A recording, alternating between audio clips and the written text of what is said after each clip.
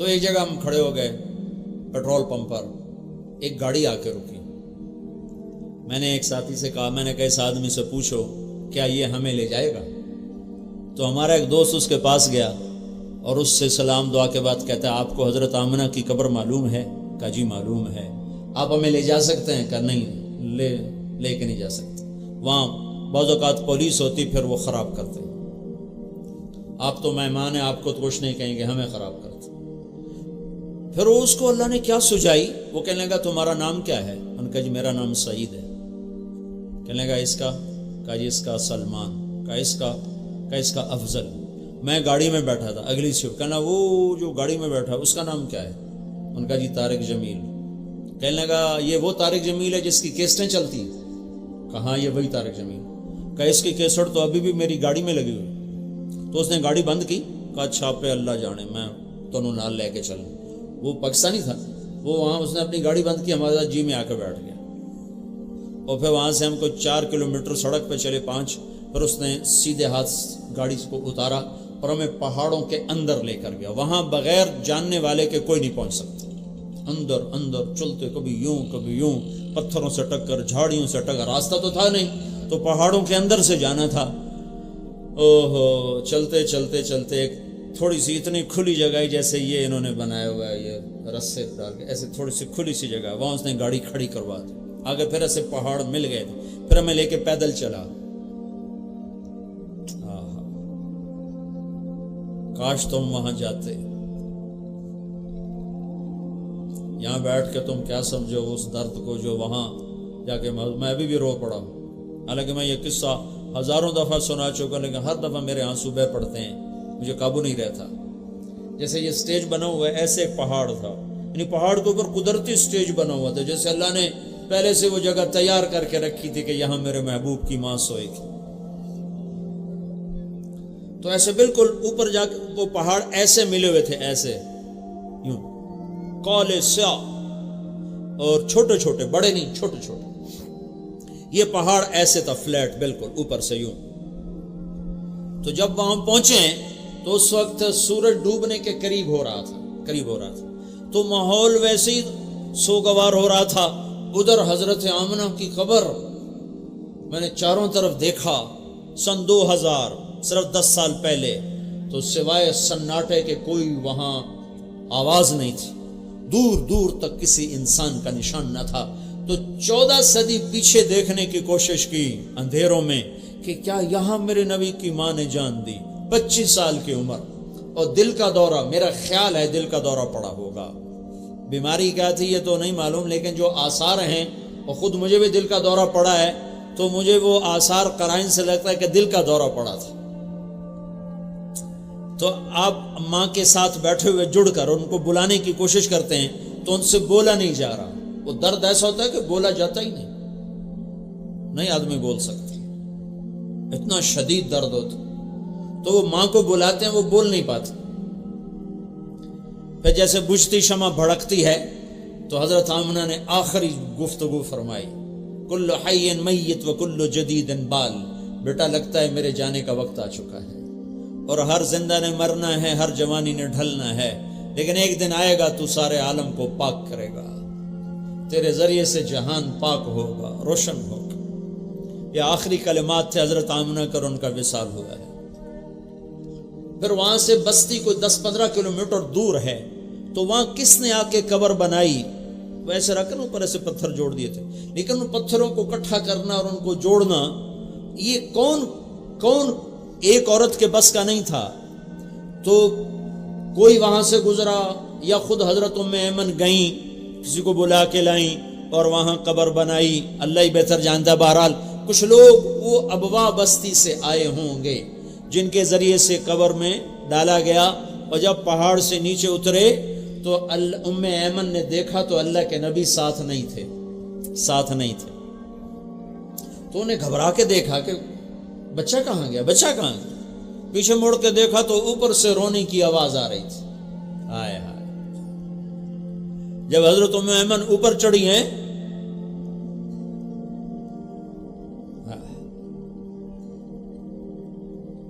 میں جب یہ قصہ بیان کرتا ہوں میں وہیں پہنچ جاتا ہوں۔ تو ماں کی قبر کو ایسے چمٹے ہوئے تھے، قبر کو سینے سے لگایا ہوا تھا ایسے، اور یوں سر اوپر رکھا تھا یوں۔ جب ام ایمن قریب آئی ہیں تو سنا تو اللہ کے نبی کہہ رہے تھے اماں تجھے تو پتہ ہے نا تیرے سوا میرا کوئی بھی نہ تھا، تو بھی مجھے چھوڑ کے چلی گئی۔ واہ یا رسول اللہ، کیا غم اٹھائے، کیا دکھ دیکھے۔ آج اسی کی امت اسی کے سینے میں خنجر اتارتی ہے، اسی کے طریقوں کا مذاق اڑاتا ہے۔ اماں تجھے تو خبر تھی تیرے سوا میرا کوئی نہیں، پھر تو مجھے چھوڑ کے کیوں چلی گئی؟ میں تیرے بغیر اب کیسے جاؤں گا؟ اللہ اللہ اللہ۔ ام ایمن نے کھینچا کہ اٹھو بیٹا، کہا نہیں مجھے چھوڑ دو۔ ان کو بھی ماں کہتے تھے کہ اماں مجھے چھوڑ دو، میں ماں کے بغیر کہیں نہیں جاؤں گا، بس مجھے ادھر ہی چھوڑ دو۔ انہوں نے زبردستی کھینچا اور مکے تک آنسو بہتے گئے، آنسو بہتے گئے۔ اس بات کے 57 سال گزر گئے اور اللہ کے نبی نے حج کیا آخری۔ تو جب آپ ماں کی قبر کے پاس پہنچے تو آپ کے ساتھ 70,000 حجاج تھے، اندازہ ہے میرا اندازہ۔ جب مدینے سے نکلے تھے تو 12,000 تھے، مکے پہنچے تو 1,00,000، عرفہ میں پہنچے تو 1,25,000، تو یہ 2 منزل پہلے کی بات ہے، تو تقریباً 60-70,000 کا مجمع تھا۔ اس مجمع کے رہنے کی جگہ ابوا کی بستی تھی جہاں کھلا میدان تھا، لیکن جب آپ ماں کی قبر پر پہنچے تو آپ نے سب سے کہا ادھر ہی سب قافلہ اتر جائے، سب کو۔ وہاں تو 70 آدمیوں کے رہنے کے لیے مسئلہ بن جاتا ہے، میرے نبی نے 70,000 سے کہا ادھر ہی جہاں جگہ ملے بیٹھ جاؤ، خیمے لگا دو۔ اور خود اپنا خیمہ لگا کر پھر احرام باندھا ہوا تھا تو ماں کی قبر پر آئے اور اس کی چادر کی نا یوں گوٹھ بنا کر اور یوں اپنے ہاتھ یہاں رکھے گھٹنے اٹھا کے اور سر گھٹنوں میں ایسے دیا ایسے، اور جیسے چھوٹا بچہ گھٹنوں میں سر دے کے روتا ہے ایسے کئی گھنٹے دھوپ میں آپ ماں کی قبر پہ بیٹھ کے روتے رہے۔ ہاں ایک بات تو میں سنانا چاہتا تھا جس پر یہ سارا قصہ سنایا کہ پھر میرے نبی نے کہا کاش میری ماں ہوتی اور میں عشاء کی نماز کے لیے مصلی پہ کھڑا ہوتا، عشاء کی نماز کے لیے مصلی پہ کھڑا ہوتا اور میں سورۃ فاتحہ شروع کر چکا ہوتا اور ادھر سے میرے گھر کا دروازہ کھلتا اور میری ماں کہتی محمد، تو میں اس کی خاطر نماز توڑ دیتا اور میں کہتا جی اماں جی میں نماز بعد میں پڑھوں گا۔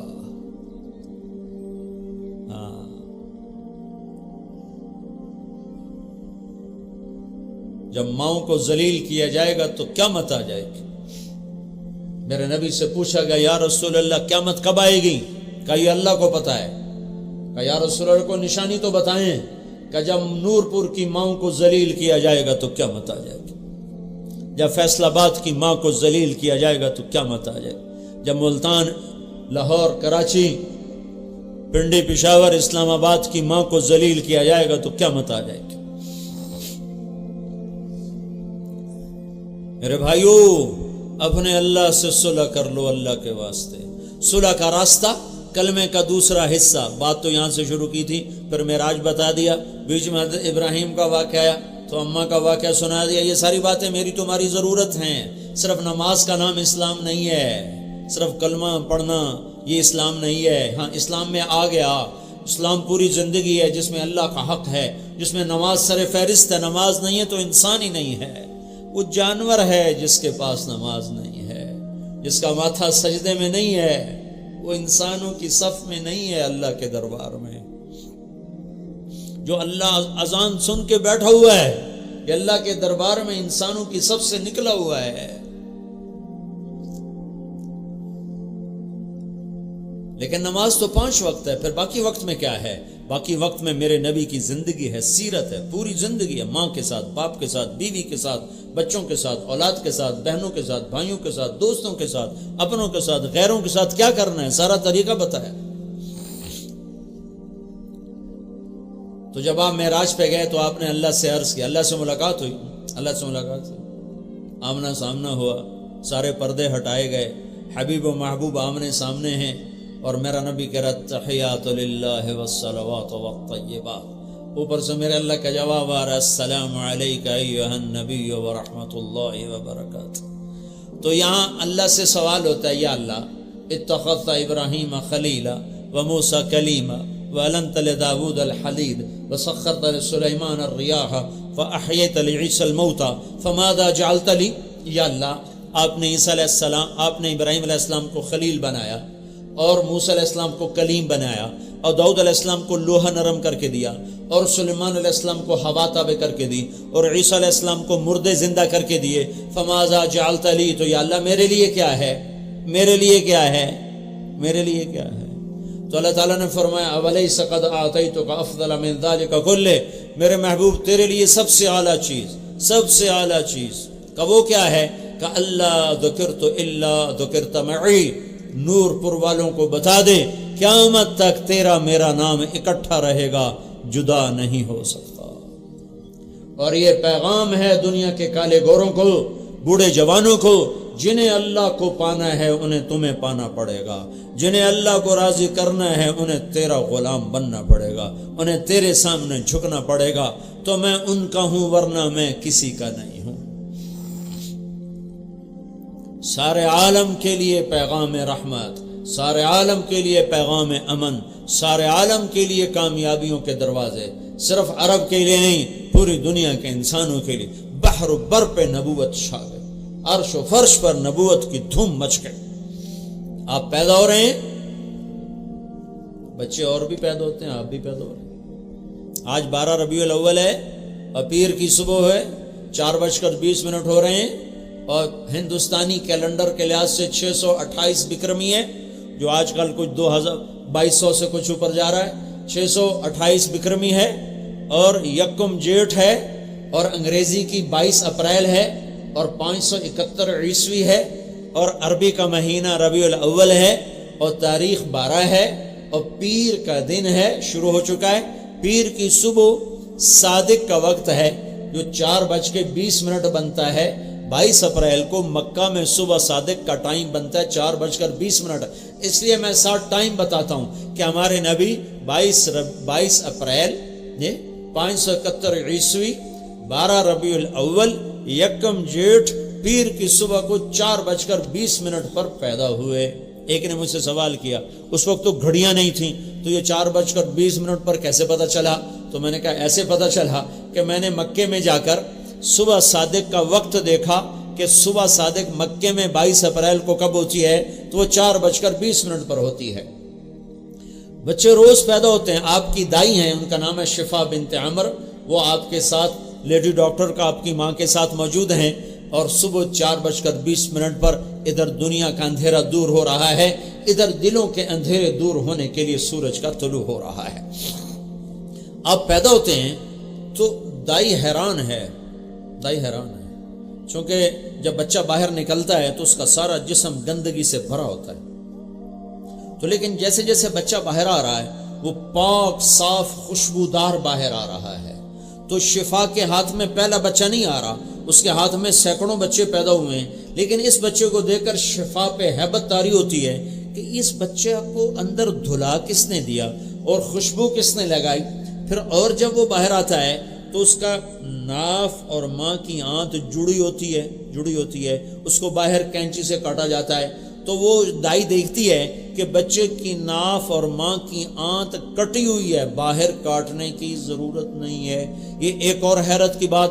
تیسری حیرت کی بات، جب بچہ سارا باہر آتا ہے تو دیکھتی ہے دائی کہ بچے کا ختنہ ماں کے پیٹ سے ہوا پڑا ہے، تو وہ حیران ہو کر بچے کو دیکھتی ہے کہ ایک ذرہ برابر گندگی کا نشان نہیں، الٹا خوشبو مہک رہی ہے، خوشبو ہے، اور ناف کٹا خوبصورت، کوئی کٹنے کا نشان کوئی نہیں۔ کٹنے کا تو نشان ہوتا ہے، کوئی کٹنے کا نشان نہیں ہے، خوبصورت ناف ہے اور ختنہ ماں کے پیٹ سے ہوا ہے۔ لہٰذا وہ خود کہتی ہیں آمنہ تیرا بیٹا کیسا ہے؟